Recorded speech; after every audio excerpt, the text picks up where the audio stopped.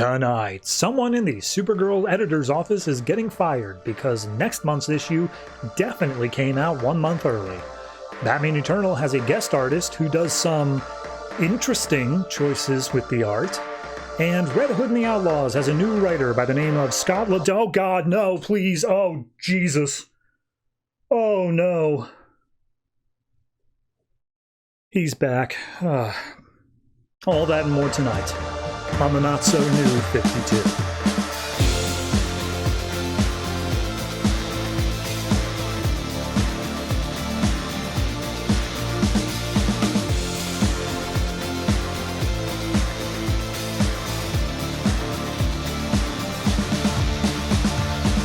Hello everyone and welcome to episode 146 of the Not So New 52. I am your host and welcome to what I'm sure is one of the shortest episodes I've done of this show. Like, I didn't mean to. It's not my fault. You can't blame me for this. So yeah, no, DC only put out 10 comics this week, and that includes the 2 weeklies. But here's the thing. I thought that would still be able to fill like a decent-sized episode, a normal-length episode. And I'm sure this is going to be close. But each of the books that came out this week was kind of just really snappy and really fast-paced, and I didn't really have a whole lot to say about them. That is not to say that I didn't have anything to say about them. You still have to watch the episode. Things did still happen. But yeah, no, it's just a lighter episode overall. So apologies for the people who listen to this and expect it to fill a certain amount of time. Just put me on like 0.5 speed and I'll talk real slow. Anyway, so that joke ran its course. Let's go ahead and talk about the comics that are coming out this week. This week we have, in no particular order, Batman and Robin, Batwoman, Harley Quinn, Red Hood and the Outlaws, Supergirl, Green Lantern New Guardians, Wonder Woman, Trinity of Sin Pandora, and our 2 weeklies, Batman Eternal and Future's End. Like I said, not a lot in there. None of those are even event books, though Supergirl kind of straddles the line because they have to dodge around the fact that they are involved not only in Red Lanterns, but also sorta kinda in Doomed as well. So it's a bit hit or miss there, but everything else, super straightforward. All you need to know is what happened last issue. So here I thought I could pad this opening out a little bit more to try to make the episode longer, but I still have nothing. So, Batman.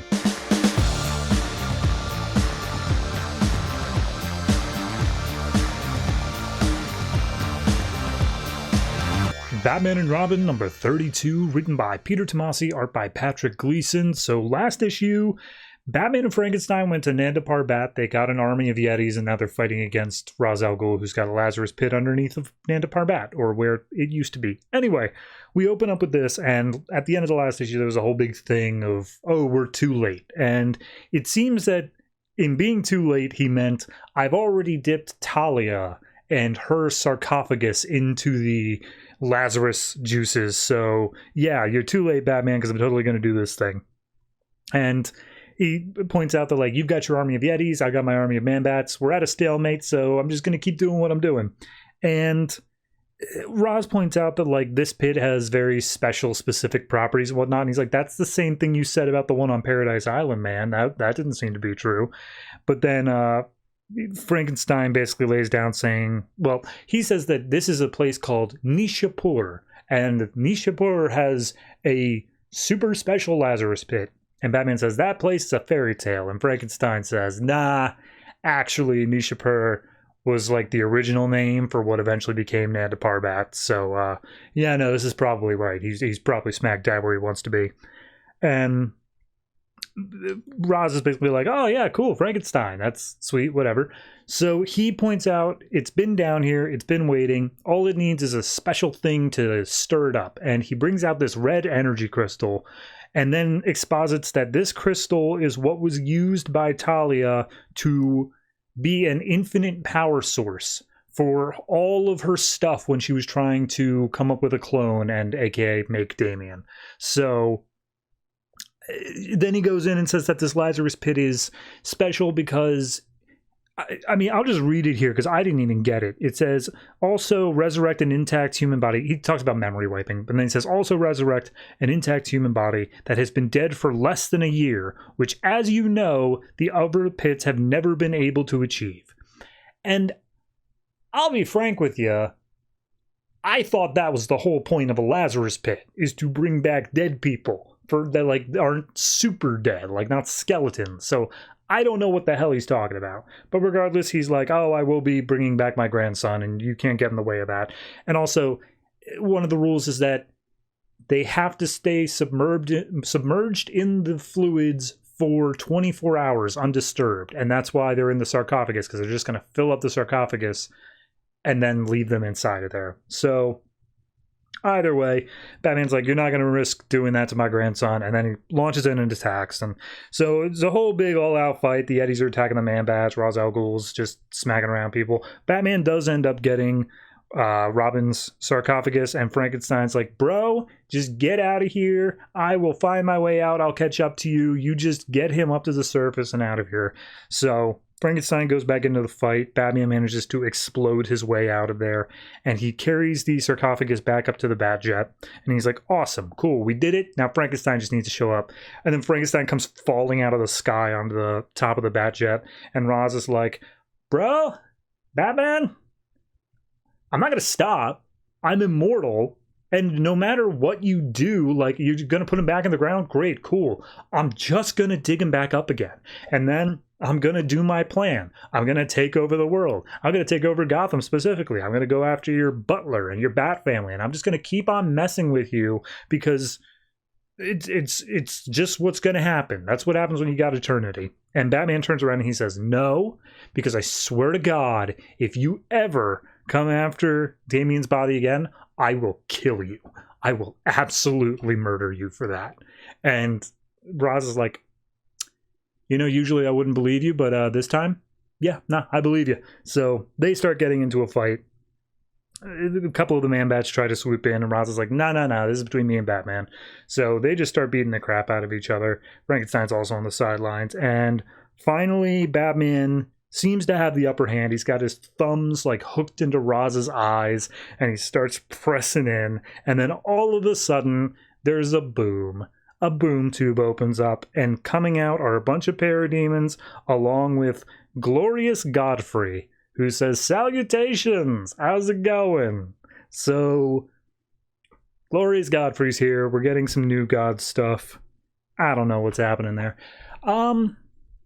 Overall, a very quick read. I mean, I say that. The first half is a drag of exposition as to, like, here's what makes this Lazarus pit all super cool and special, when in actuality, I think it's just a Lazarus pit. With, like, you gotta leave him in for 24 hours. It's a slow fry Lazarus pit, is what it is.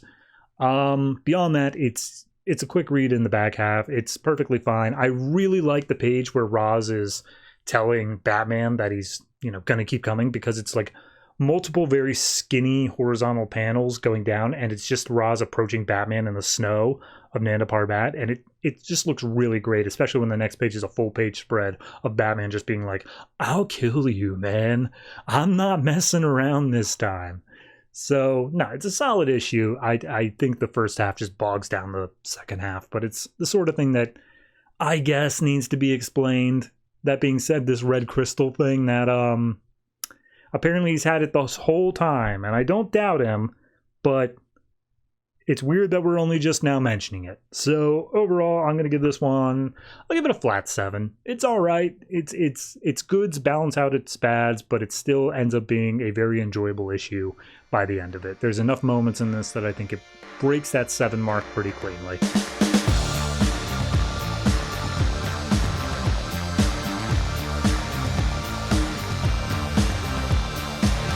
Batwoman number 32, written by Marc Andreyko, art by Jeremy Haun. So last issue was the end of the arc, and honestly there's not much carryover, except that Nocturna is free. She committed crimes, and then she was found innocent, and now she's free. So we open up with some rando in a suit punching Batwoman in the face, and she says, like, yeah, that's me. Bet you're wondering how I got here. And then we cut back to 36 hours earlier, and we see there is a carnival that's like a charity, and Kate and Bet are walking around in it, just trying to find something to do. And Bet brings up like, oh, well, it's too bad that Maggie and her kid couldn't show up. And then Bet realizes like, oh, right, you guys are going through like a thing. Sorry, my bad. And then all of a sudden someone calls out for Kate. And she's like, what? Huh? And she looks over and she sees a girl named Sophie. And Bet, much like the audience, is like, hi, who are you? And Sophie says, oh, I was friends with Kate back when we were in military academy over at West Point.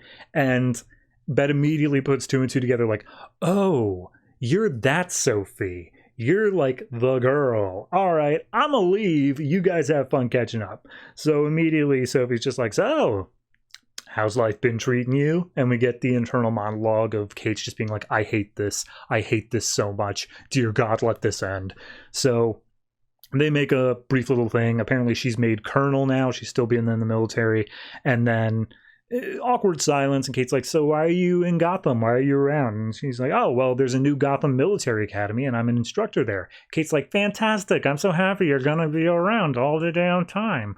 And then all of a sudden she gets a call on her phone from Maggie, and she's like, oh, sorry, I have to go. This is my fiance, who I love very much. I need to take this and end this conversation. And she's like, okay, well, maybe we could have dinner. So fiance, bye. So she walks off and she picks up for Maggie, and Maggie's like, hey, sorry, we're just drowning in paperwork. I meant to call you earlier, but like, it's a whole thing. And she's like, oh, do you want me to come out? Do you want me to, come see you? And she's like, no, don't worry about it. I don't want you stuck in the middle of all this. And she's like, right, totally, yeah. All right, well, I'll talk to you soon. And Maggie just hangs up, and Kate's like, I love you. All right. So over at, I guess, the freak show aspect of a charity carnival, we see this young woman named Alex, I think. Yes, Alex, who is upset because Nocturna is hitting on a bunch of guys. And apparently Alex, her father, was Nocturna's latest widow, the latest one who died. And so she's like, oh, I can't believe she's already moving on to someone else. I'm not taking this anymore. And so she calls up a number that says pest control.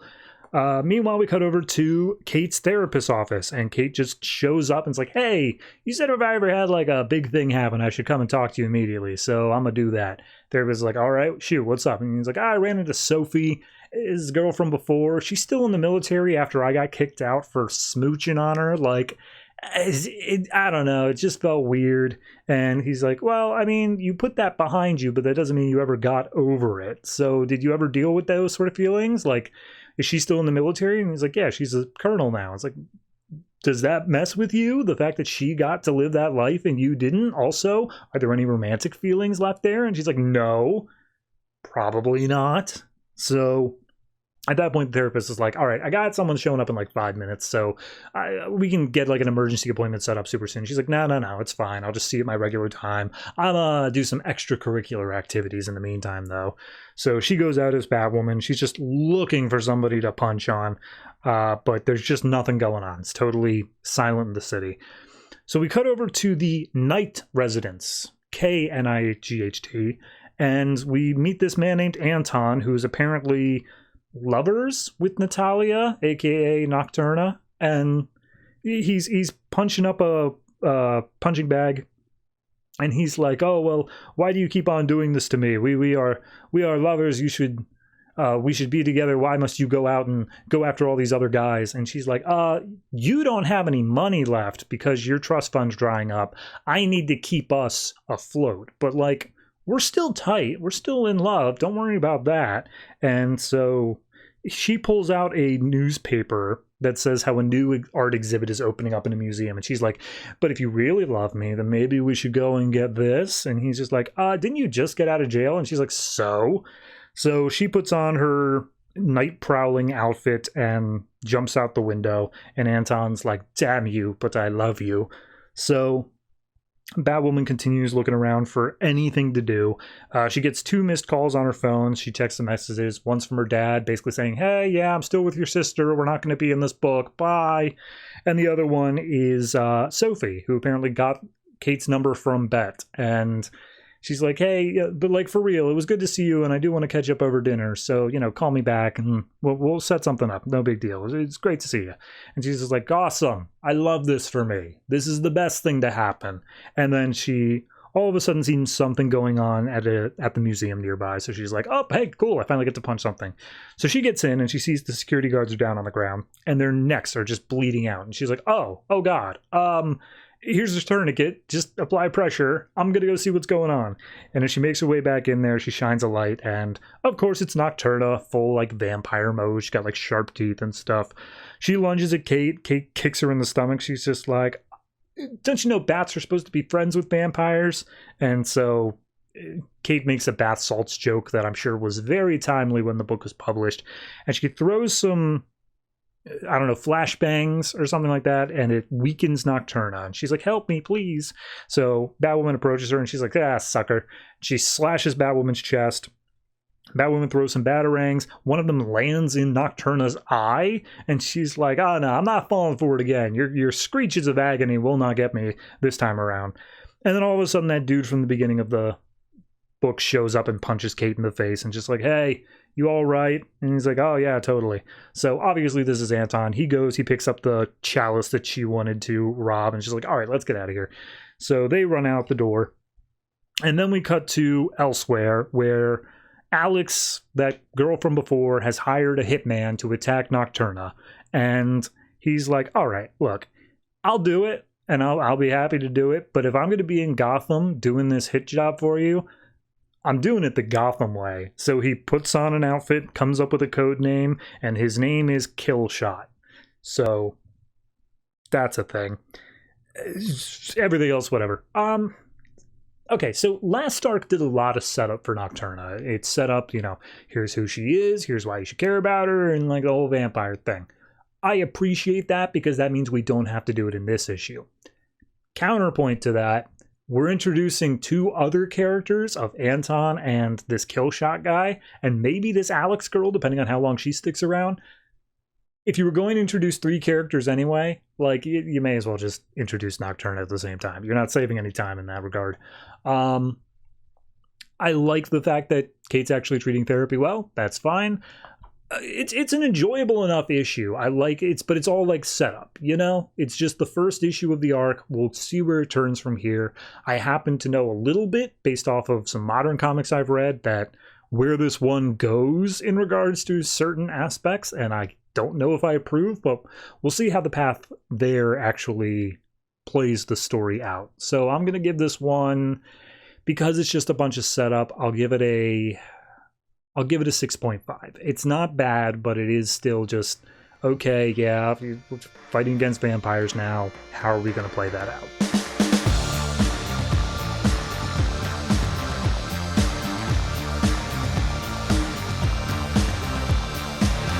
Red Hood and the Outlaws, number 32, written by Scott Lobdell, art by Rafa Sandoval and R.B. Silva. He was gone. He was off the book. We had the Scott Lobdell run, and then new people came in, and new people left, and we're back to him again. So excuse me if I just muscle through this, because here's the thing. It's a reintroduction. It's like, oh yeah, just in case you never read Red Hood before, here's a full introduction of everything. Because, people are really jumping into number 32, where Scott Lobdell comes back triumphantly.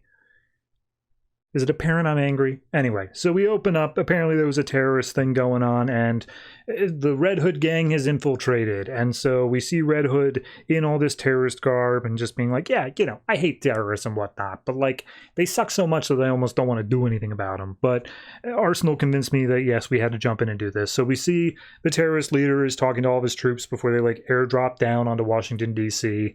And Red Hood is within them. And one of the soldiers leans over to Red Hood, and he's like, hey, dude, are you okay? Are you cool? And he's like, yeah, I'm doing great. And then he busts out and starts shooting everybody. And somehow, like, this full body armor where you could see his face just disappears, and his hood comes in. I don't know. Then up in the pilot's compartment, Arsenal is outside of the plane, and he shoots some arrows into the pilot saying, like, yeah, you can call me Arsenal. Or guy who doesn't like people who work with terrorists, but I think Arsenal's snappier. So Red Hood takes the guy who was like talking to all the terrorists, throws him up in the cockpit, and they're still all fighting each other. And then all of a sudden this hologram shows up and it's like, you stupid American scum. And I'm putting on an accent there, but it doesn't tell us where this dude is from. He just doesn't like Americans. And he's like, you stupid American scum. You are so stupid. You did not notice that this was a distraction. And Arsenal's like, oh, what are you talking about? So then all of a sudden, this totally different ship that they weren't even a part of just shows up and it drops a nuke. Like, it just starts falling. And Arsenal's like, we got trouble. Red Hood goes, what? And Arsenal says, they dropped a nuke on Washington. And Red Hood goes, and Arsenal says, didn't you hear me? And he says, yeah, I know. I'm trying to figure out whether or not that's a bad thing. Which I will give you that one line. But it was forced. So at that point, they call in Starfire. And of course, they do a full introduction for Starfire. Of like, oh, yes, this is our like nuclear princess. And she's from outer space. And she's got this fire. And she can do all this stuff. And she says the line, and I'm just going to read it here. That fills me with much squee, as they say on your planet. And then they get into a whole back and forth debate about like saying it on the internet is not the same as saying it on the planet. So she goes down, she grabs the nuke and just kicks it away. And they're both like, that's not how you dispose of a nuke, Starfire. What are you doing? And she's like, just trust me. So it lands down in the reflective pool. And I genuinely can't tell like what's happening in this sequence. All of a sudden, she just starts blasting the water ridiculously hard, and then like nothing happens. It doesn't explode, so I guess they're successful, and yeah, it works out. So we see half the country away in some random ass shed cabin thing.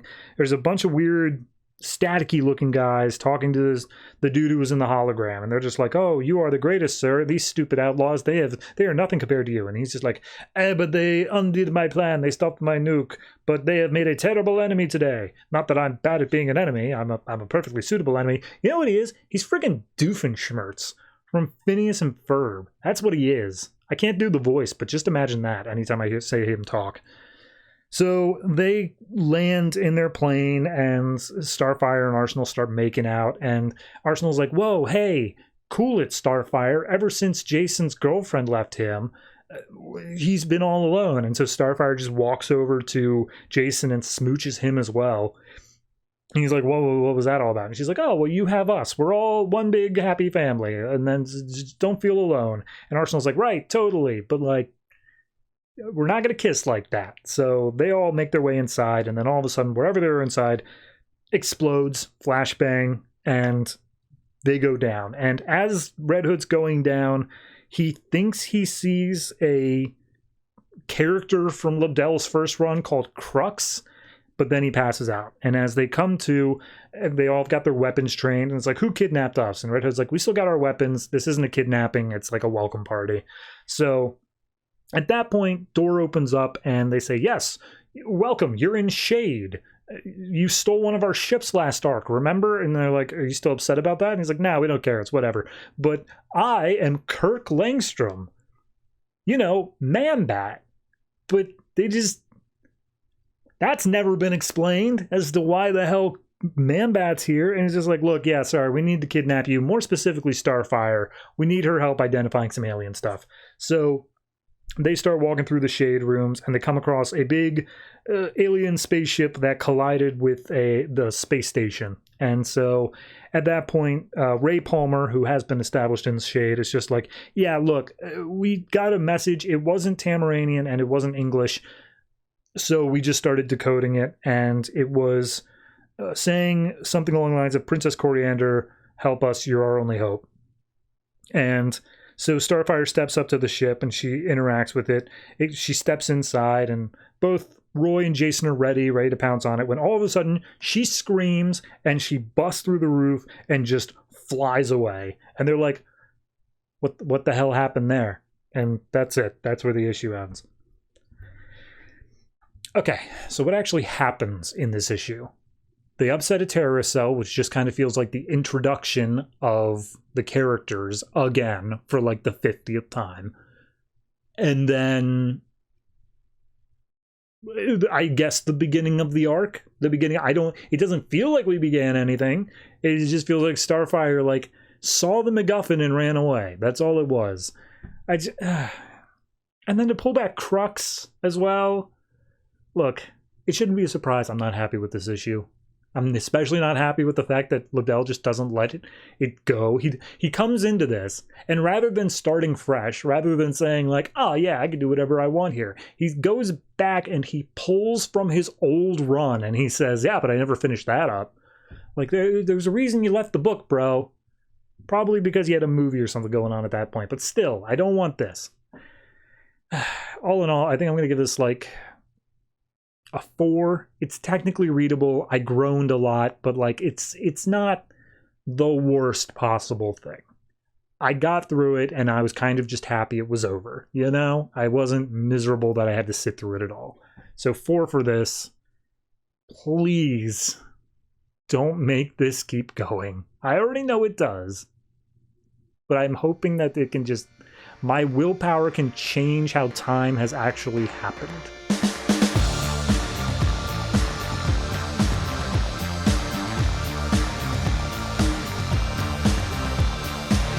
Harley Quinn number 7, written by Amanda Connor and Jimmy Palmiotti, art by Chad Hardin. So last issue is the end of like a whole big running thing, but Poison Ivy showed up and said, hey, I got a lead on who put that hit on you. So we go to Coney Island at the beach. We have Harley and Poison Ivy sunbathing. And Poison Ivy explains, I got it from an anonymous source, and Harley's like, it was Cyborg from last issue. Not like the Cyborg you know, but like an old geriatric dude. And she's like, oh yeah, how'd you know? So apparently someone is breaking into Harley's place while she sleeps and posting updates from her computer. And so now they just have to wait until this person does it again and they'll catch them. So as they're sitting out on the beach, 2 big muscly dudes show up and start like flexing, and for some reason, Poison Ivy is like completely unaware of people hitting on her, which I don't get at all as a character trait. But she's like, what is this? Some sort of mating ritual? It's like, yeah, no, clearly, but you just only know the mating rituals of plants. So Harley basically says like, hey, they're cute. Let's mess with their heads a little bit. So they bury one of them in the sand up to his neck and give like a mermaid sort of sand sculpture over him. And then the other one is just told to massage Harley's feet for like hours. So he happily does so. He's like full on fetish at this point. And Poison Ivy's like, okay, hey, look, we should probably get back to your place and start setting up for catching this guy tonight. And she's like, oh yeah, well, hold on. Let's go ahead and have this guy paint my toenails as well. And he's like, it would be my honor. So finally, as the sun sets and everything goes, they leave the beach. One of the muscly guys goes with them. The other one stays buried in the sand. And then he gets peed on by Harley's dog. Because that's a joke. So apparently, at the end of the last issue, Poison Ivy just left the 2 hitmen that were going to attack Harley tied up. So we see Tony is just disposing of them. He's getting money from some guy and saying like, yeah, I took care of your hitman problem, or at least those 2. So he runs off because he's got a show to do. And then we see Harley is sitting with Poison Ivy, and they see that there's a file on her computer that she doesn't recognize. And she's like, oh, okay, well, let's figure out how to access that. Maybe that's something to do with the computer stuff. For some reason, the muscly dude, like, wakes up at this point, and he's like, oh, how long have I been out? And he tries to, like, talk to the girls, and Poison Ivy just puts him to sleep again. Harley starts guessing password combinations, and like they're Harley Joker, Peanut Butter, Harley and Ivy, East Coast and West Coast, Kiss Me and Now, because they're leaning hard into that, but they'll never actually do anything with it at this point. And so Poison Ivy basically says like, okay, look, we can't get into this folder. It's not going to work. Let's just go with our original idea. We'll catch the guy in the meantime. You need to go to sleep. I'll be outside and I will catch him. And Harley goes through, I'm not kidding here, 3 full pages of, oh, but first I need a glass of water, or, oh, maybe you can use your powers to put me to sleep, or maybe just a good night kiss or a cuddle or whatever. But finally, she eventually falls asleep. And all of a sudden, she shoots up out of bed, and she sleepwalks over to her computer as she's talking to her stuffed beaver and saying something like, oh yeah, we got to get rid of them all. That's the only way, da da da. So she puts out the hit on herself. And then all of a sudden, Poison Ivy's like, whoa, hold on. She's about to like triple the bounty. I got to stop her. But before she's able to, 2 more hitmen jump in through the window, start firing at Harley, who's not doing anything because she's still asleep. And Poison Ivy has to defend her. So we get a whole long fight sequence there. Eventually, Harley gets a boot dropped on her head, and that's enough to wake her up. She sees the fight scene going on, grabs some butcher's knives, and just starts going nuts, stabbing both of them in a ridiculously horrific sequence of events. One of them she stabs in the stomach and then shoves out the window, where they land on a barbed wire fence and almost split in half. And then we get a very long scene of them watching the body and placing bets on which side of the fence it's going to fall on until it eventually just splits in half. And they're like, oh, I guess we both win that one. So after all that, they're feeling hungry again. They heat up some Chinese food. And Poison Ivy tells Harley, like, oh yeah, it was you. You were doing it. And they reason through like the psychological stuff of it, of you wanted to start over your new life. So therefore, you placed a hit on yourself in order to get all the bad guys out of the woodworks, and then you were killing them as some sort of like penance or something. So that's the plot of the arc. That's what we were doing for 7 issues. So at this point, Tony busts in because he heard all the ruckus earlier, and then when you know it, he's just too late. They put one of them into a body bag, and then its phone rings. So then Harley shoots the bag, causing blood to go everywhere, but didn't damage the phone. Turns out there is a guild of assassins for Brooklyn, and they're meeting up at like Franco's Pizza tomorrow night. So they wait until the next night later, and they arrive outside of Franco's Pizza, and Tony and Harley just want to go in and just like start killing everybody. And Poison Ivy's like, well, hold on. We can do this better. We can do it without having to kill like anybody. So she talks to a nearby tree, and the tree's like, yeah, I've been here since before this place was built. And Poison Ivy's like, awesome. You're going to help me out soon then.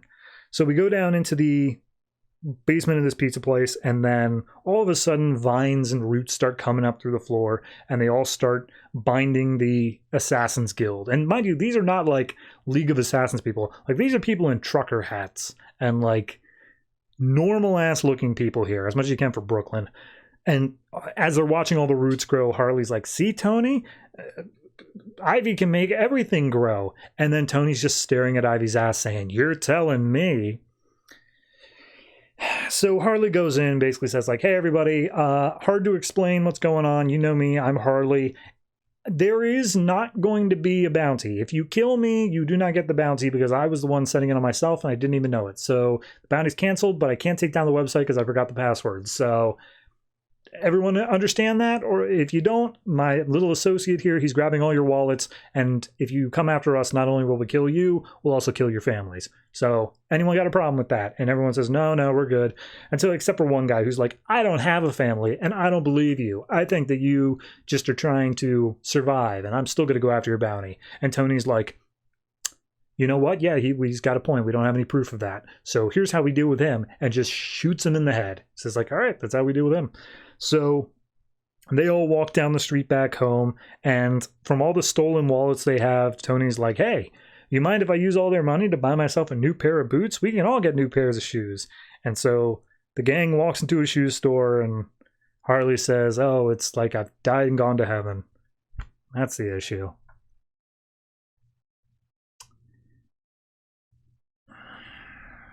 Five. It's a 5. What more do you want me to say? You know, it's like I've been through it. I've said it all. It's just slapstick humor with a little bit of extra gore and sexuality on top, and that's fine. But like, it's just not hitting it for me. Some of the jokes land, not nearly enough of them, but some of them do. And yeah, it's a 5. I have nothing more to add, and I'm just going to keep doing that for the rest of this entire series. So look forward to that.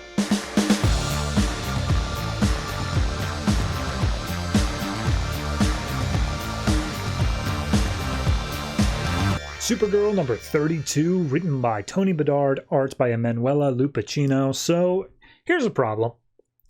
There's a Superman event going on at this point called Superman Doomed, which Supergirl tangentially relates to. She's in that book.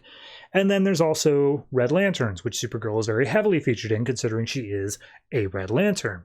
So when all that's going on, what happens when you want to tell a story and the timing just doesn't quite line up right? Well, you get this issue. So last issue of Supergirl and Red Lanterns at this point, Supergirl was just part of the team, no big deal, whatever. We did get one little hint of saying that there's a guy named World Killer 1 who's going to Earth to get Supergirl, but everything's going fine. This takes place after the next issue of Red Lanterns, issue number 32, and apparently Supergirl's been unceremoniously or ceremoniously been kicked out of the Red Lantern Corps. So she's now flying back home to Earth, and she's like, or no, sorry, she's flying back to Mogo because apparently they need to find a way to get this ring off of her with all the blue lanterns gone. And as she's like 30 feet away from Mogo, she's like, man, screw this. I don't want to lose my ring. I'm perfectly fine with that. So she then decides to go back home to Earth because that's the only other home she has left. So we see the World Killer, and the whole group is called the Diasporans.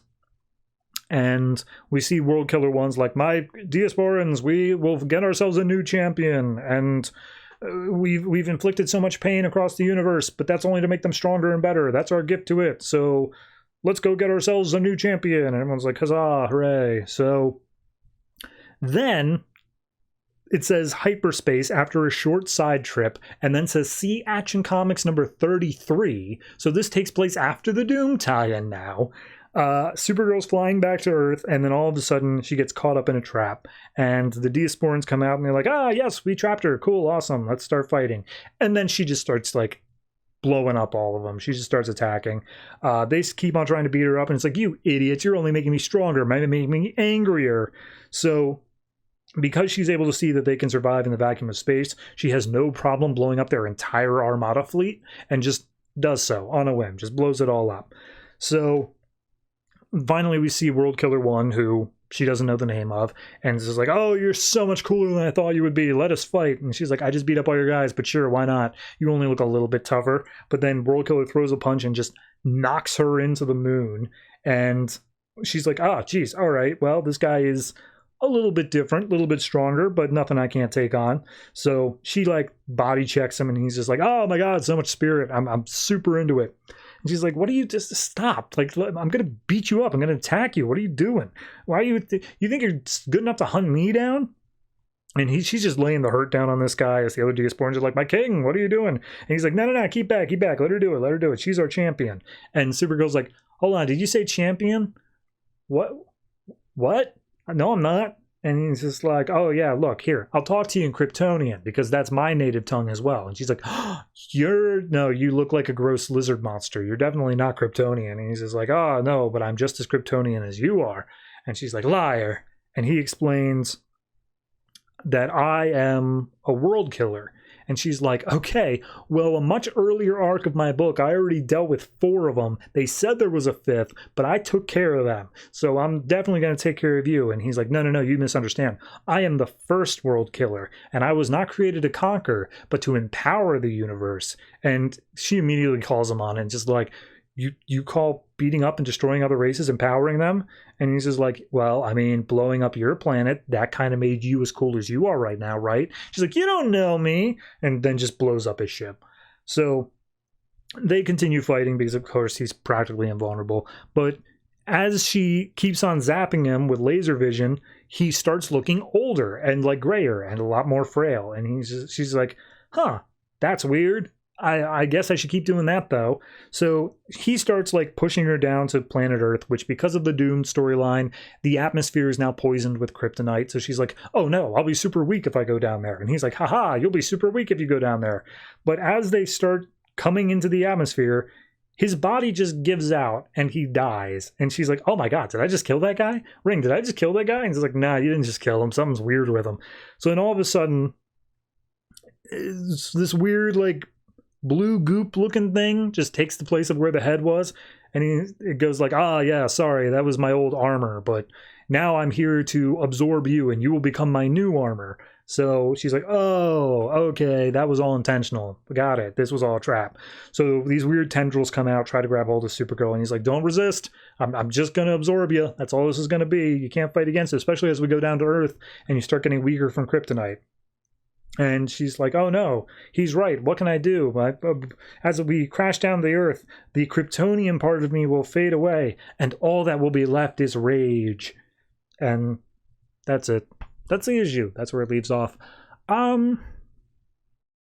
Yeah, look, I get editorially it's tough, and you got to put in all of these little text boxes that say, like, check out this issue, check out that issue. But, like, you can rearrange stuff. You can delay stuff. It's okay to delay stuff if it's for the sake of telling, like, a cohesive story here. You don't have to put this out before the other stuff happens. You just spoiled the next issue of Red Lanterns by putting this here.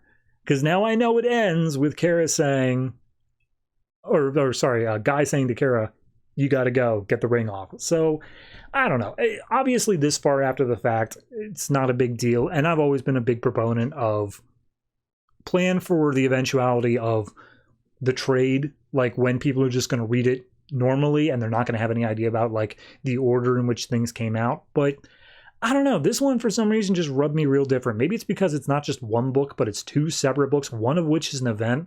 Like, it makes it feel like this is trying to squeeze into the same sort of spaces that, like, the Superboy book did, where that one was always beholden to whatever event was going on with Teen Titans or the Ravagers or Legion Lost or anything like that.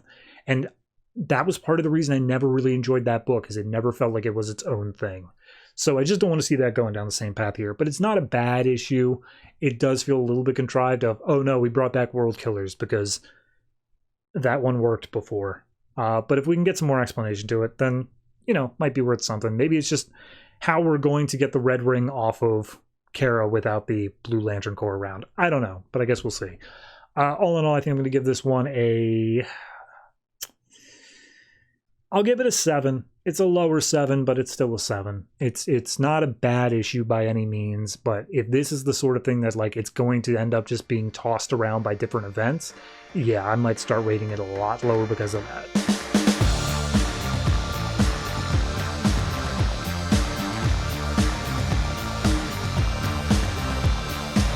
Green Lantern New Guardians number 32, written by Justin Jordan, art by Brad Walker. So the last issue honestly doesn't play for much, but Kyle Rayner's missing, and last issue ended with Carol coming up to the Guardians being like, hey, could we look for him? And all the other Guardians being like, but we lost one of our own, and that's more important.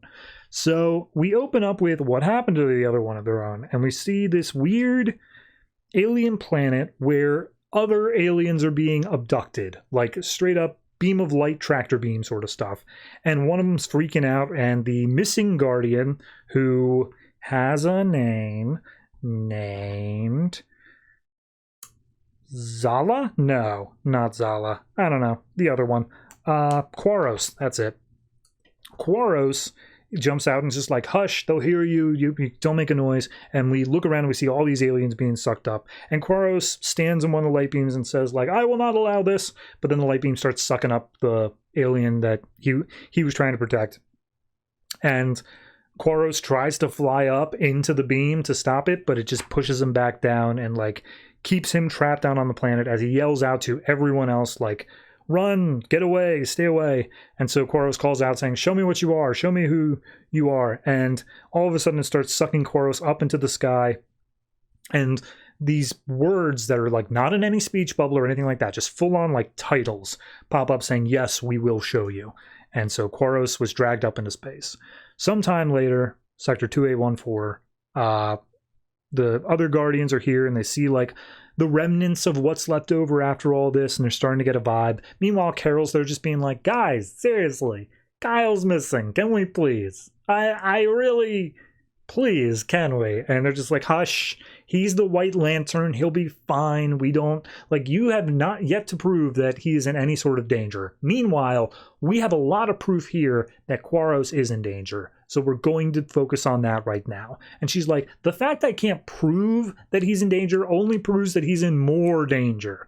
So yeah, no, we should definitely do something. So one of them named Yekop looks at this weird machine-looking thing, just being like, I mean, this isn't made by Quaros, but this does belong to Oa. Like, this is Oan technology or something similar. And everyone's like, what? Huh? Are there other Guardians? Did they survive? And just be like, no, but like, you know, we were in there for many millennia, so it's possible that our technology is just elsewhere. So at this point, the Guardians link hands and they decide, you know, look, when we were trapped in that cell together, we created a one mind. We can do it again. We'll figure out where Quaros is. So they all link together, share a brainwave, and then all of a sudden there's this massive explosion that sends all of them flying. And Carol immediately freaks out, just being like, are you okay? Oh, God, are we being attacked? What's up? And they're just like, no, that just happens. We're good. We're fine. He's like, okay, so is Quaros, like, did it not work? And she's like, no, it worked. We know exactly where Quaros is, and Quaros is suffering. So we see where Quaros is, and he's chained up in like full torture stuff, and just be like, oh, my brothers and sisters will come for you. And the weird disembodied voice is like, yeah. So then it starts, as far as I can tell, ripping off Quaros' arm, and it's horrifically brutal. This book does become like a horror story about halfway through.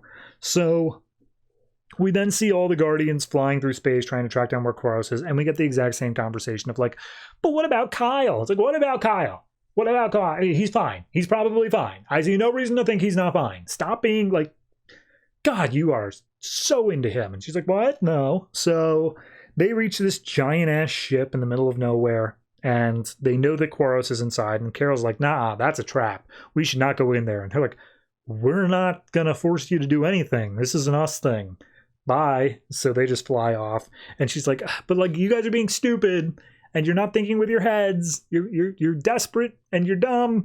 So she follows them in, and as they fly through, they say like, oh, this whole thing, it's like a machine. So what's like all this weird stuff going on? And then all of a sudden, one of the machines, like an eye flings open, and it's definitely biological. Be like, okay, all right, well, this is a horror story now. So Yekop accidentally touches something which opens up a door, and as they make their way inside, they find a pile of what used to be a thing, but is now just limbs and blood.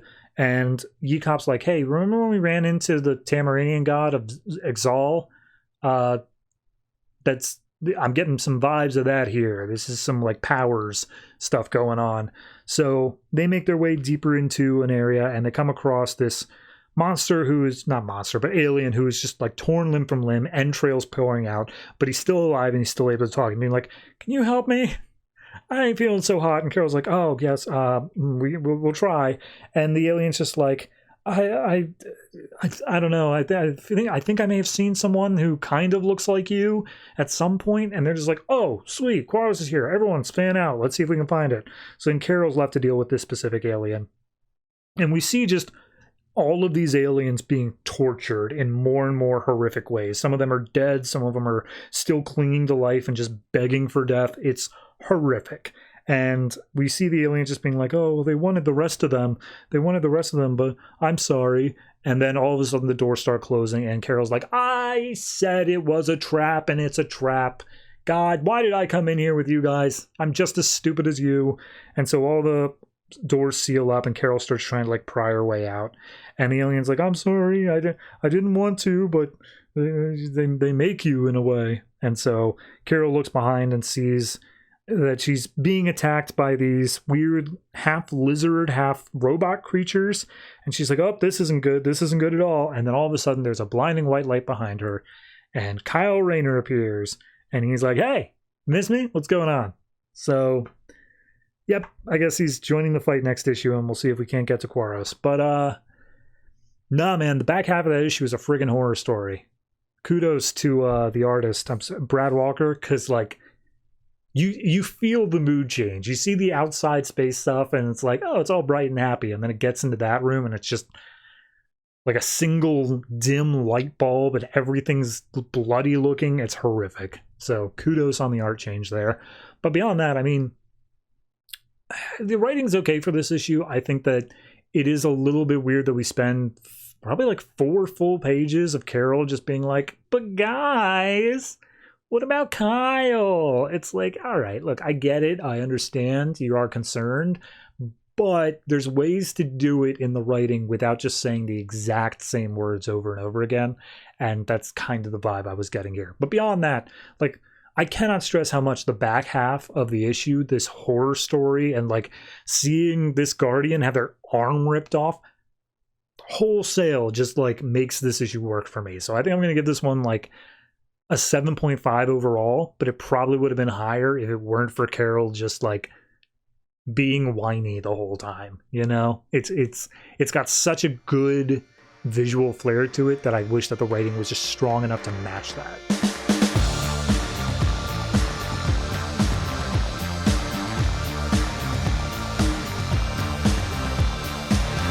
Wonder Woman number 32, written by Brian Azzarello, art by Goran Sudzuka. So last issue, Wonder Woman made some big swings as new queen and also goddess, and she says, hey, all of the males born on Paradise Island who were sent off with Hephaestus, they're coming back. Also, Firstborn has dumped hell onto Earth. So we see over in Themyscira, and Diana's talking to Hephaestus being like, hey, did I make a good move here with them? And he's just like, I mean, it's a bold move. I don't know whether or not it's going to be a good move. So they walk through for a little bit talking, and then Hera shows up saying like, all right, look, Dio isn't dead. He came back. He was brutally injured. He's not dead yet. And I don't like the fact that we sent Artemis and Eros out to deal with Firstborn. And Festus is like, that was my idea. And she's like, yeah, it was a dumb idea. So at that point, we cut over to what they're doing, and they're down in hell just seeing what's going on, and everything is pitch black. They have no idea where they're walking. And Artemis is just like, I get why I'm here. Why are you here? And he's like, hell is totally my domain. Like, pretty much hell is just all about unrequited love and like wanting things. So yeah, that's totally my thing. Anyway, you're the moon. Can you make things brighter down here? And she's like, oh yeah, totally. So she lights up, and then we see what very little of left of the souls of hell that of course make up all like the buildings and stuff down there. They just are flying upwards, theoretically going back to Earth. And Eros is like, well, that ain't good. So we go to Olympus, which I believe we've already seen at this point has been turned into blood and guts and gore the whole way up. And we see, Strife is making her way up, and she's just making puns about like, boy, this sure is hard to stomach. And as she's climbing her way up, Firstborn is like, Jesus Christ, shut up. I am going to kill all the gods, and I swear to God, I'm going to start with the pun one first, okay? So just stop it. And she's like, oh, I mean, tell me your plan, what's up? And he's just like, well, I'm going to kill all the gods because I don't think gods should exist anymore, and therefore, yeah, that's my whole thing. And she's like, interesting, cool. And she like badmouths Wonder Woman a little bit here by saying like, oh yeah, no, she thinks she could take you. And Firstborn's just like, shut your mouth. Look, she's the only one that I respect out of any of you. You all suck. She's okay. Still gonna kill her, but she's okay. And Strife is like, well, here's the thing. If you kill all the gods, that's like pretty cool. And if you are going to do something so cool, then like, who's going to tell you how cool you are? Sounds to me like you should not kill just one of the gods or goddesses specifically and make them your bride in order to tell you just how cool you are. Maybe take the one that you think is also kind of cool. And he's just like, I know what you're doing, but I'm listening. So we cut back over to Paradise Island, and baby Zeke is going after a knife. And Zola's like, no, that's not for you. And Alika steps up being like, maybe it should be. He's a god after all. Let him, arm himself. Let him fight in this war. It's all for you two anyway. And that's where Wonder Woman steps up being like, hey, Alika, I've got a special job for you. Here's the shield I got from Hephaestus. You're going to use it to protect Zola and Zeke. So have fun with that. And she's just like, son of a... All right, yeah, that's my bad. So we cut over to, oh God, I learned how to say it before. Demeter, I don't know, whichever one. And she's out in the Garden of Life protecting like the goddess of life and whatnot. When all of a sudden there's this big chill in the air, and she's like, oh, all right, something bad this way comes. I got to protect it. And as she runs inside, Hermes just comes flying through the wall, and he's just like, hey, sorry, you're going to have to deal with this. And so we see Cassandra there, who has Hermes' staff, just launches in and tries to attack Demeter. And she's like, oh, I'm not killing the messenger, I'm killing the messengee for my master. And she's clearly off her rocker, but she tries killing Demeter, and she's just like, well, what do you expect is going to work? I'm literally like able to regrow myself, no big deal. So she starts growing vines around Cassandra's feet, and she's like, haha, you can't get me, I'm too quick. And so she jumps up into the air, and then Demeter just gets a giant Venus flytrap to just catch her right out of the middle of the air, slams her down to the ground, and chains her down. She's just like, yeah, nah, I'm definitely going to straight up kill you now. So we see Cassandra freaking out, but then all of a sudden, the Minotaur comes crashing in through the wall, and it comes after Demeter as well. And Demeter cannot fight against this level of strength. She's like, oh, God, you're actually strong. Is at this point, Artemis comes in, along with arrows. They start throwing, like, moon batarangs and firing off the golden guns. And the golden guns, the bolts just pop off of the Minotaur. They literally deflect, and he's like, that's never happened before. I think we need to be extra careful here. And Artemis is like, oh yeah, totally. But then that's when Demeter comes up saying like, no, you guys, like, you don't stand a chance here. You don't understand the primalness of like what you're fighting against.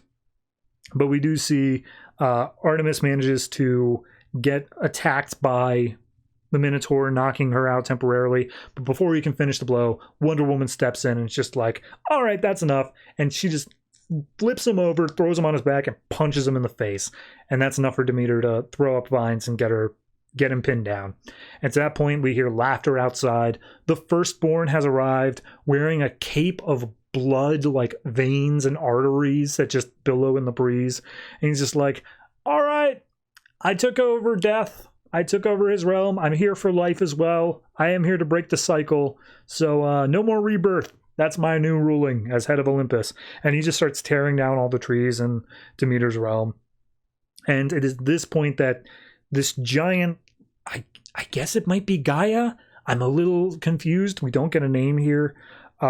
She gets up and she just looks down at Firstborn, just like, no, you are a monster. You are meant to die. And I will be happy to be the one who does it, even if it's by life's hand. And he's just like, yeah, all right, do it. Show me what you got. Bring it on. And so she just smacks down her hand on top of the Firstborn. And then all of a sudden, she withers into dust. She is gone. And so life itself has died because of Firstborn. And Demeter's like, well, that's it. He's won. I'm out. And Wonder Woman's like, hold on, I'm not giving up. And Artemis is ready to fight as well. But she's like, no. Artemis, like, me and you are like the best warriors. You need to take Hermes back. We can't both die here just in case. And he's just like, all right, well, so be it. So they all teleport out. Now it's just Wonder Woman and Firstborn against each other. And Firstborn's just like, I mean, Wonder Woman, I do have mad respect for you. I wanted to make that clear. And she's like, I do not feel the same. I barely think about you. So she transforms her swords into a flaming bow and arrow. As the flame hits Firstborn, it just ignites the entirety of like the forest on fire. He's just like, nope, I'm not going into the final night alone. If I'm burning, so are you. And he uses the weird vein tendrils to drag her into the fire.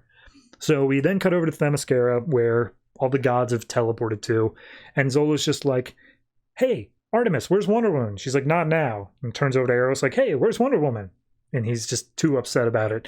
Goes to Hermes, just being like, hey, where's Wonder Woman?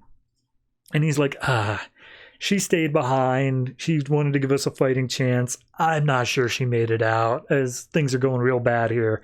And then he say, did someone say things are going real bad here? Boom tube opens. Out comes Orion, as well as that other half-brother of Diana.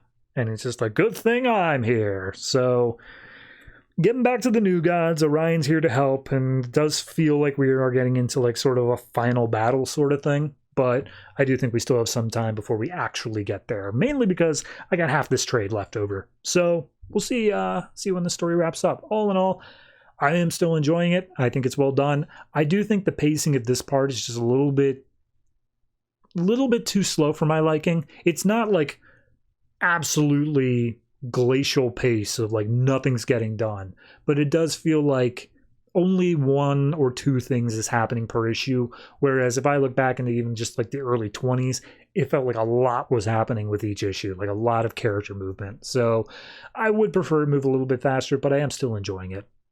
So all in all, I think I'm going to give this one a 7.5. It's a solid issue, and I look forward to the rest.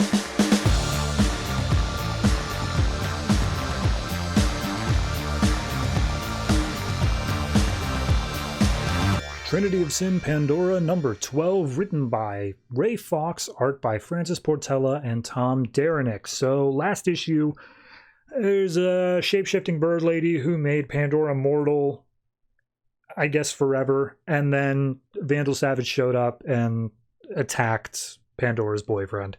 And now we're all in a Mexican standoff. But this issue opens up with it saying, we're breaking the standoff, because Vandal Savage just snaps Marcus's neck. First panel, crack. And Pandora's like, oh my god, did you just snap his neck? What? And so Vandal Savage is dangling him over the edge of a building. Pandora's like, I can see his life like leading his body. And Vandal Savage just throws it down in front of her. And she immediately starts using all of her magic. She's like, if I could just catch his soul as it flies away, I can put it back in his body. I can do that. And Vandal Savage is like, oh my god, you're an immortal and you're wasting so much time on this rando? What in the hell is wrong with you? This is pathetic. And the weird-ass bird lady is sitting there just like, oh wow, she's really showing compassion. I maybe misjudged everything about her. But we see Pandora is unable to save Marcus's life. And she just says he's gone. And Vandal's like, yeah, no duh, man. I killed him. What are you talking about? And Pandora's like, why did you do that? And he's like, because I hate you. And she's like, all right, well, guess we're going to fight then. And so she goes Super Saiyan, which officially we get the answer as to what it is. She says, I am armored in the hope and the light of the world, which I guess the armor is itself the hope and the light of the world. I know that's where she was getting her power from, but I didn't know the armor itself was that. So Vandal charges after. They start getting into a fight. Pandora lands some good hits, but then Vandal manages to get his arm, like hand around her throat and just being like, wait a minute, hold on. You're not immortal anymore, are you? Like, you've got a cut on you. That's not, what's going on here? So at that point, we see Pandora does like a weird light blast. It blows out the center of Vandal Savage's like heart. His ribcage just blows outwards, but it doesn't slow him down. He keeps on attacking Pandora. She fires off some magic bullet shots and whatnot and manages to summon a magic rope that keeps him bound up and gives her a moment to breathe. And he's just like, I swear to God, I'll break out of here, and you are only mortal now. I'm immortal. I'm stronger than you. I'm going to break out of here and snap your neck too. And so he just does so. He just breaks out of there. And at that point, the bird lady from, I think it's Shade, I don't know, she launches the gun at Vandal Savage that makes things mortal and says, yep, here you go. Now you get to experience it too. So he does so. We see that the bird lady, he tries to charge at her. She tries to fly away, but he gets a hand onto her ankle and then just bam, straight down into the building. So Pandora's like, oh no, get away from her. But he starts like snapping her wings off and she's just like shrieking out in pain. So Pandora manages to distract Vandal long enough, gets him to focus on her. He just knees her in the stomach. She's like, I have felt something explode. My liver is no longer where it should be and I'm not okay. So Vandal then at that point grabs the bird lady, throws her off the roof. Pandora takes the opportunity of him being near the edge of the building to like body check him off as well. And so all of them land down on the asphalt and all of them are mortal. So Pandora's like, I can't feel my legs. And in what I can feel, they are not in the right position. But Vandal Savage actually manages to get up and kind of just shake it off. And Pandora's like, why?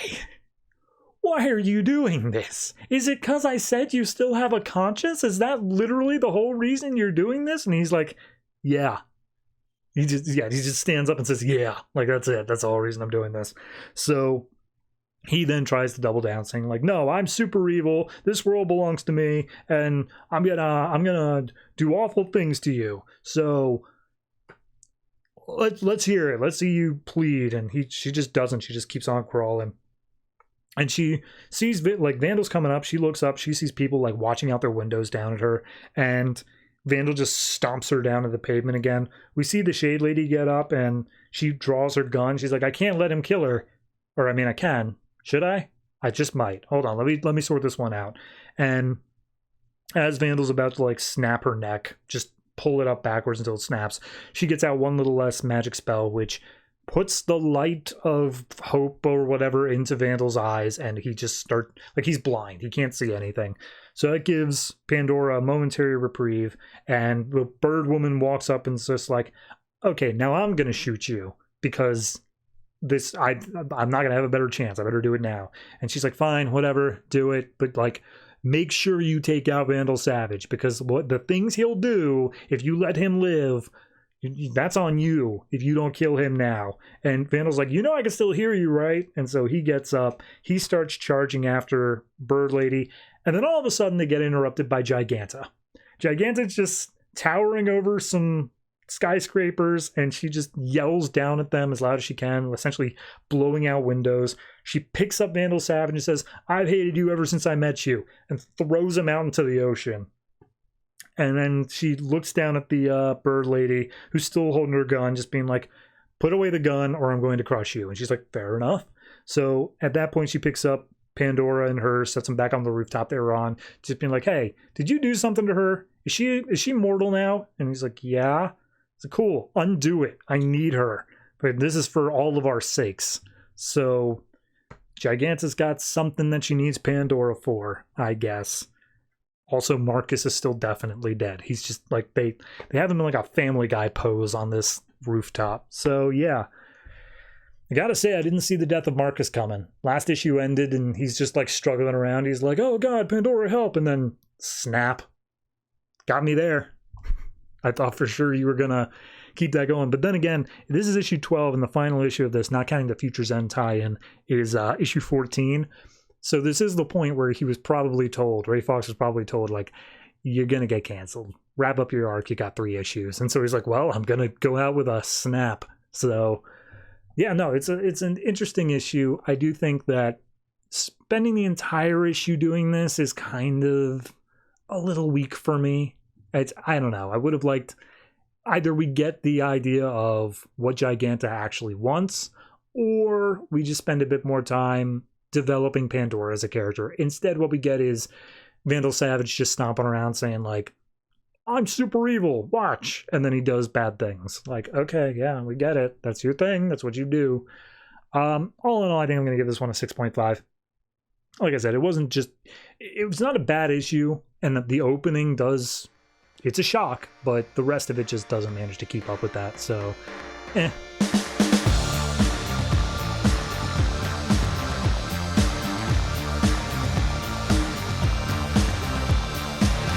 Batman Eternal number 11, written by Snyder, Tynion, Fawkes, Layman, and Seeley, art by Ian Bertram. And I'm just going to be upfront with you here. Ian Bertram has very distinctive art. He has an art style that is definitely all his own. And when I first read through this trade many, many years ago, I hated this issue, because the art style was so out of place and so stylistic.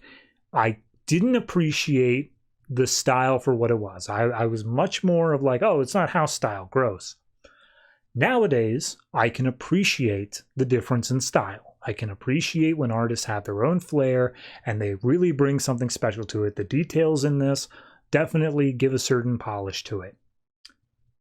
I still do not like it, but I can appreciate it. So, what's happening in the story? We open up in a Gotham City cemetery where a young woman is kneeling at a grave, and she finds a Ziploc bag with a letter in it, and she starts reading and says, "To my dearest daughter."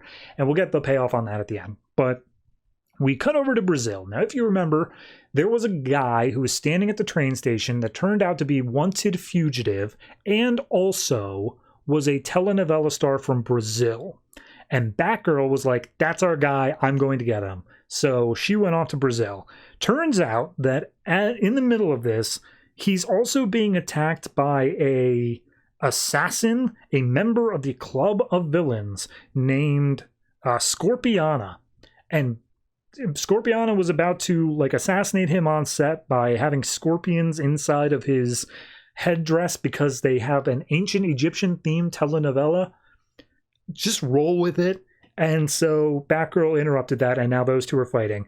And the guy, whose name is Gonzalo, he's like, oh, this is normal for me. I'm a telenovela star. I'm just famous. But he takes the opportunity to get out of there and run for his life away from both of them. And immediately Scorpion is just like, God, get back here. You know you've outlived your usefulness to our club of villains. So Batgirl manages to knock her down a little bit and starts going after Gonzalo. Is that his name? I literally just said it. Yeah, Gonzalo. And that's where Scorpiana takes the time to put on her outfit, which is just a onesie and then a head mask that's just a centipede / scorpion tail in the back.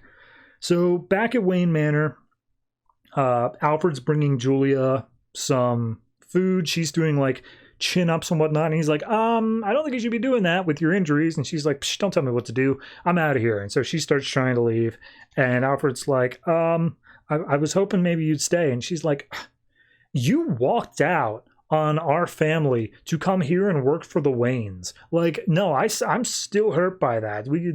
This place has nothing to do with me, and I never wanted to. And he's just like, I tried to reach out to you, but you made it clear you never wanted anything to do to me, that you were ashamed of me. And she's just like, yeah, you used to work as a combat medic, and now you're a butler. That's totally a step down, dude. So she storms out, but she's leaving behind a trail of blood because as she was doing pull-ups, she ripped her stitches and she has to go back up again. So then we go over to the library where Stephanie Brown was apparently asking for information about the Clue Master. And the librarian is like, look, as long as you're not one of the weird Joker fanatics, you can research whatever supervillains you want. Here you go. Here's all the info I found. And she finds that her dad, Arthur Brown, was a game show host at one point. And we see the game, like, he's hosting a quiz bowl, it's like a trivia show, and he's got a few people on, including Bruce Wayne as a celebrity guest, but also this weird fashion icon person named Miss Laganza. And so he offers up the question, and Laganza just keeps on making jokes. Keeps on saying like, oh, Bruce Wayne, I hear that you're nice and strong and whatnot. And she's like, just making fun of it all. And that's when Arthur loses his mind and he just snaps at her and saying like, oh, well, you know, you can keep making jokes if you want, but maybe you're just too stupid to answer the question because you're such a overprivileged, irrelevant airhead. And Stephanie watches just like, ooh, Dad, no, bad move. So meanwhile, over in Brazil, Gonzalo is running through dressing rooms trying to find a place to hide. A couple of groupies recognize him and are saying like, oh my God, Gonzalo. And he's like, yeah, please don't say my name so loud. But Batgirl hears it, grabs Gonzalo and shoves him into a nearby dressing room. And he's like, oh, thank God, I thought you were Scorpiana. You're going to kill me. And she's like, I just might still. Why were you in Gotham? Why were you attacking? Or like, what do you have to do with James Gordon being in prison? And he's just like, nothing, I swear. Okay, so the whole thing is I owe money to the Club of Villains, and they insisted that I like do stuff for them instead of like paying the money back. And so one day they brought me in and they like put some steel insects all over my face. And long story short, that dude at the train station was not me. It's somebody who got prosthetics to look exactly like me. It ain't me. And Batgirl's like, I don't believe you. And she's like, I swear to God, that's what happened. So at that point, Scorpiana shows up, and she's looking for him as well. We cut back to Wayne Manor, and Alfred's stitching up Julia and just saying, like, look, I talked to Master Wayne. Probably didn't, but he says that he did. And he's just like, you're allowed to stay here if you're still looking for Falcone, and Mr. Wayne will offer any of his resources that he can here. So I get to spend time with my daughter, and I will assist you, and I will show you that I am still just as much of the combat medic that you remember and not just a butler. So Stephanie takes all the information she got on her dad and puts out a blog post saying like, yeah, I know all about Arthur Brown, and he's you know, you're a kid, you think that your parents are superheroes, but you learn over time that they're not. I took the speed route where my parents were not only superheroes, but my dad's a supervillain, and he became Clue Master because he thought he was so smart that he could give clues to his identity and like clues to what he was going to do, and nobody could catch him. And he was right for a while because nobody could. But then Batman got involved. And Batman definitely could. So Then she says, and you know what? It was only recently that like I really realized it, but there was a night back when I was 8 years old, like I was just a kid. I walked out into the living room and I thought I was having a nightmare of this giant monster attacking my dad. And my dad told me I was just dreaming to go back to bed. But I realize now that monster was Batman. Batman came to attack my dad, and my dad like lied and said that like he's just a family man now. He's not Clue Master anymore, and this is all he had. He promises he's done, and Batman let him go. And so he's like, yeah, no, but that all of that was a lie. He's still just as much Clue Master. So Scorpiona breaks into the dressing room, starts attacking Batgirl and Gonzalo, and she backflips out the window, grabs Gonzalo, does like, you know, they're way high up in the air, so they're grappling hooking, and Gonzalo starts freaking out because a couple of Scorpiona's bugs are on him, and he starts squirming around, which causes Batgirl to drop him. But immediately, he's picked out of the air by Starfire in her spaceship, and Red Hood, last issue, was sent after Batgirl to make sure she didn't mess up anything because she's too close to this. So this is part of Red Hood and the Outlaws, and Starfire's just there taking orders from Red Hood. And then meanwhile, Scorpiona is captured by El Gacho, who is the Argentinian Batman from Batman Incorporated, who I guess has run into Scorpiona plenty of times before. And he's just like, come, I will take you back to prison, and then I will make love to these beautiful women that are with me. So Batgirl goes up on the roof, and Red Hood's there and just being like, hey, you're making a lot of dumb decisions. That's kind of my domain. I don't think that's something you should really be doing. And so finally we get the payoff to what was happening at Gotham Cemetery with that woman in the note. Turns out this is the gravesite of Lola McIntyre, who is the previous fence for Catwoman. This woman at the grave is Catwoman, and this letter was actually meant for her. This is apparently her father writing this message, and it's basically saying like, hey, look, I know what it's like to live in a world without a friend. I understand that, and I want to be there for you, but like, it took so much effort for me to just be able to put this letter at this gravestone that I knew you would eventually visit. So just know that like, I'm always keeping you in my heart. I hope that I'm still in yours. But yeah, I'm your father.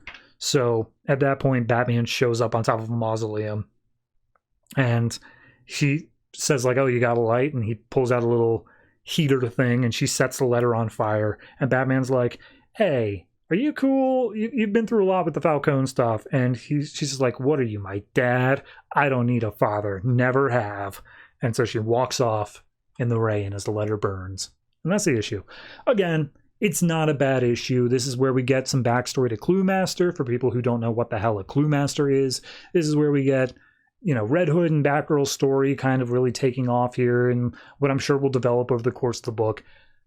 It's got some big moments, but the art is very distracting. I don't think it would be bad, because obviously I think it was Batman Incorporated. I think Ian Bertram was an artist on that a lot of the time.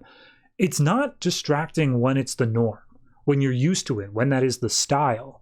But when it just jumps up immediately after, I mean, who was last time?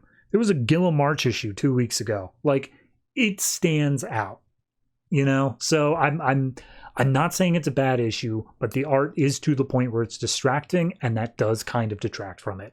So I'm going to say this is probably I'm going to give it like a 6.5. Nah, I got to go down to 6. I really just don't like it. Maybe this art is for some people. Maybe it's not distracting for others. But for me, it's distracting, and I don't like it enough to the point that, like, I forgot that this was where Clue Master got, like, his backstory. And I think that this is an issue that a lot of people are going to disregard because of that.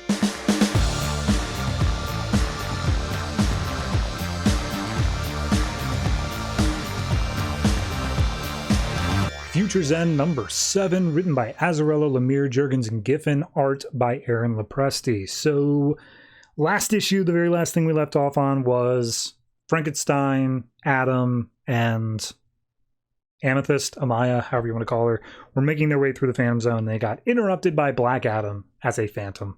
So, that picks up immediately here, and Black Adam's basically like, I will exact my revenge on Superman for putting me here. And Frankenstein's like, hey, Dr. Palmer, can we get out of the Phantom Zone? And he's just like, I mean, we should be able to make it out, but like, we got to get going now. And so Frankenstein's like, all right, you and Amethyst go. I will take care of Black Adam. And Amethyst is like, pshaw, let me try this. And so she stabs Black Adam's phantom with her magic sword. And she's like, oh, yes, you're magic. That's what I sensed. Your magic inside that ship is the whole reason I was able to track you down. So he punches her through the Phantom Zone against the ship, and Frankenstein starts attacking, and he's just like, you are nothing more than a zombie, Frankenstein. And Frankenstein's like, I'm not a zombie, I'm freaking Frankenstein. And he punches Black Adam pretty hard. He tells Amethyst and Palmer, go, get to the exit, worry about getting me out later, like I can handle myself here. And Amethyst is like, screw that, we're gonna do everything we can to save him. And Palmer's like, I get it, but the portal is closing, and because we're bigger than we should be, we need to get out like a lot faster because we can't open it from the inside. So Black Adam just goes on like, oh, there's no freedom for any of us here, and I will make sure that you do not escape. And he says Shazam, zaps him with lightning, and Frankenstein's like, lightning? Really? That's kind of my whole thing, bro. I was brought to life by lightning. So he attacks Black Adam, and he's able to actually do some damage. Palmer and crew almost make it, or they make it out through the portal, and he's just like, Frankenstein, if you're gonna go, do it now. Portal's closing. And he moves his way over, but Black Adam makes one last grab at him, grabs hold of his arm and says like, oh, you don't understand, this is hell and I'm the devil. And he rips off Frankenstein's arm, and Frankenstein's like, all right, well, here's another one-liner. Like he speaks in poetry the whole way through, but he manages to kick Black Adam, which gives him enough propulsion to get through the portal just in the nick of time. And everyone's like, oh, you made it, that's great, cool, awesome. By the way, we're here at the wreckage of Stormwatch and everyone's dead. So, oopsie. We then cut over to Metropolis. We're at, I guess, the Daily Planet? I don't know, man.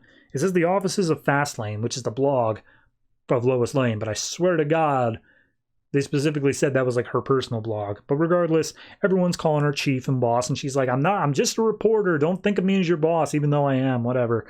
And she's saying, like, you know, the problem of being in charge is that I don't get to follow up on my own stories. And she opens up the box that was left for her that has a note with some numbers in there and then a pyramid or a triangle or whatever. And she's like, what does it mean? What do the numbers mean? Is it a bank account, a phone number? I got to figure out what's going on. When all of a sudden, Madison Payne comes into her office, the girlfriend of who we know is Tim Drake, but she doesn't know that. And she comes in being like, hey, Lois, you showed up at the bar last week, and you said that my boyfriend was a member of the Teen Titans, but they all died, and he said that was stupid, and you know what? I don't know anything about him, so what's up, Lois Lane? And Lois Lane is like, do you trust him when he says that? And she's like, how could you ask me that?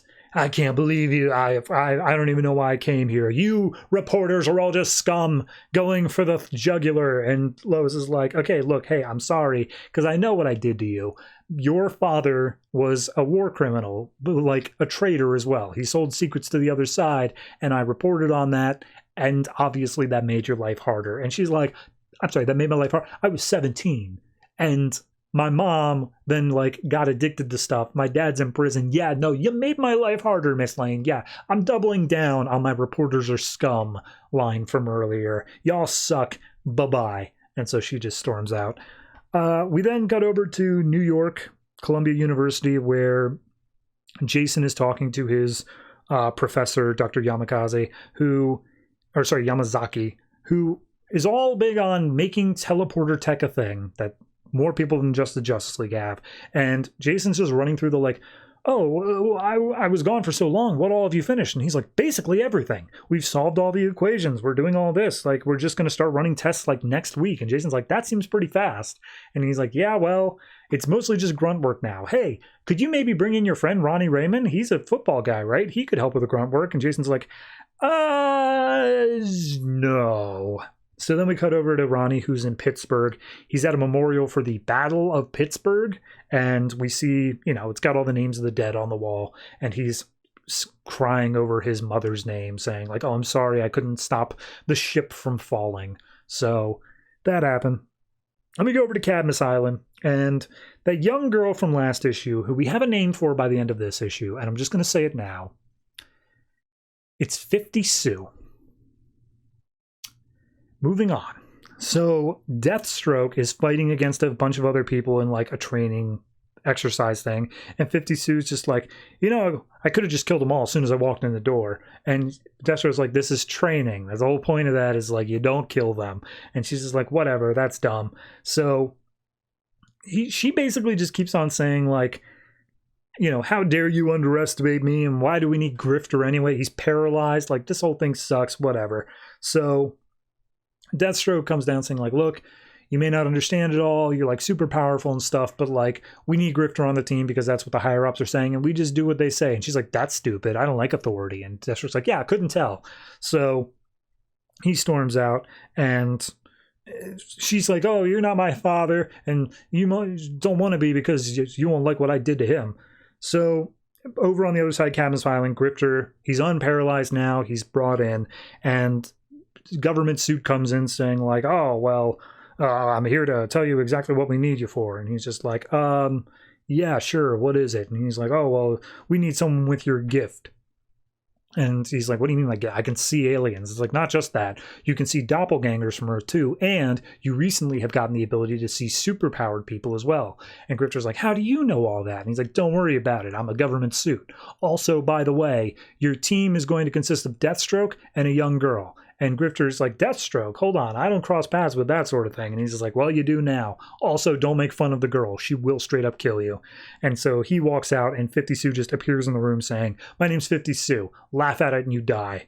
So at this point, we cut over to New York, and there's a $50 bill floating in the breeze as our three criminals are recounting the exact same conversation about breaking into Terrific Tech they've had for the past 4 issues, where Coyle basically says, I'm not going back to prison, and they say, well, then help us do the job. And he says, I don't know if I can do the job, and they just keep going on that for a while. But as this $50 bill passes by the homeless man, who was, of course, Terry McGinnis in disguise, he doesn't pick it up. And that's where Mr. Terrific's standing behind him saying, like, that's weird. A hobo didn't pick up a $50 bill. But I guess you're not a hobo, are you? And so he immediately transforms into his Batman Beyond outfit and starts beating up Mr. Terrific, who again starts fighting back against him. Alfred's in his head saying, like, you really shouldn't be doing this at this point. This is a bad idea timeline-wise. But Terry points out, like, I don't really have much of a choice, so yeah, we're just going to have to do this. So a lot of other Terrific Tech goons show up, despite the fact he got the drop on Mr. Terrific. He did manage to win that fight, but he's unable to take on all of them, and he regretfully has to leave behind the cyborg body of future Plastique. So Terrific's going to get his hands on that, and he's like, oh, God, no, I'm coming back for that. I don't like having left that. But Plastique, who, of course, is part of the criminal gang, sees it nearby as the cart gets tipped over. Terrific's like, what the hell is that? Plastique sees her own face, and she's like, that's me. Why is that me? And so that's where the issue ends, as Terrific is looking over the brother eye infested android cyborg body of future Plastique. This book is complicated to explain. All right, let's talk about 50 Sue. I don't want to talk about 50 Sue. I don't even know what the point of 50 Sue is yet. I'm sure we're going to get there. It seems like they're building her up for something, but like, God, she just feels like the worst idea.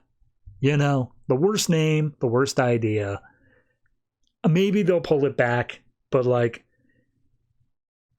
God, I just don't like her. Yeah, no, it's an okay issue. It's definitely not winning any awards for me. I think my biggest problem is the same thing I've said for the past few issues, is that it feels like they set up too many completely separate plots. Like with Batman Eternal going on, it was one central starting point, and then things slowly branched off from there. It gave you like breathing room to figure out like, okay, this is happening and then this is happening. You could always trace it back to a starting point.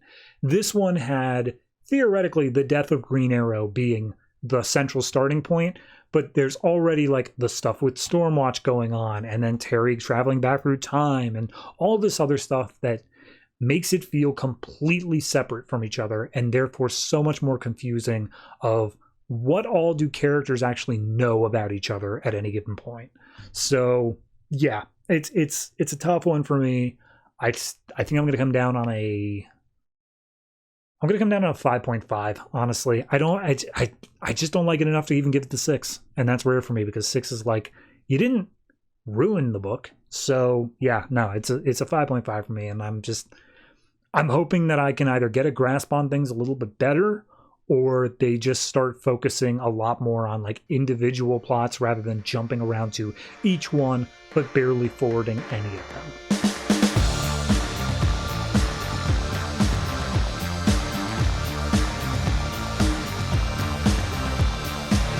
And that's it. That is all the comics put out by DC Comics this June 18th, 2014. And next week, I believe we'll be back to a normal length episode, if not slightly over, because there's actually a few decently sized things happening next week.